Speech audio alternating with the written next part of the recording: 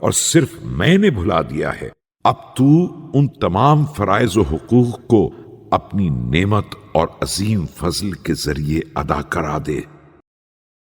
کہ تو صاحب وسعت بھی ہے اور کریم بھی ہے، تاکہ اب میرے ذمے کوئی ایسی شے باقی نہ رہ جائے جس کا حساب تو میری نیکیوں میں کرے یا روز قیامت میرے گناہوں میں اضافہ کر دے۔ خدایا محمد و آل محمد پر رحمت نازل فرما اور مجھے اپنی عاقبت اور تیری ذات کے لیے عمل کرنے کی رغبت عطا فرما، تاکہ میں اپنے دل کی گہرائیوں سے اس صداقت نیت کا احساس کر لوں اور مجھ پر دنیا میں زہد غالب آ جائے اور نیکیوں کو بسط شوق انجام دوں اور برائیوں سے تیرے خوف و خشیت کی بنا پر محفوظ ہو جاؤں۔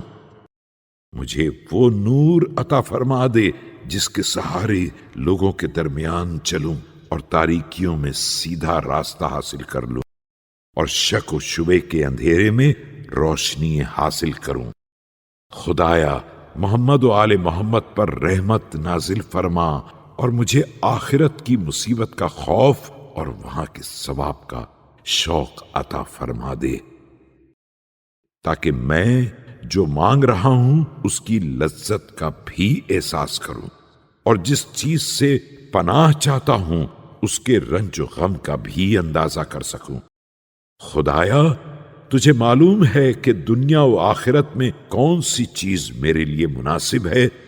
تو اب تو ہی ان حاجتوں کو عطا فرما دے۔ خدایا محمد و آل محمد پر رحمت نازل فرما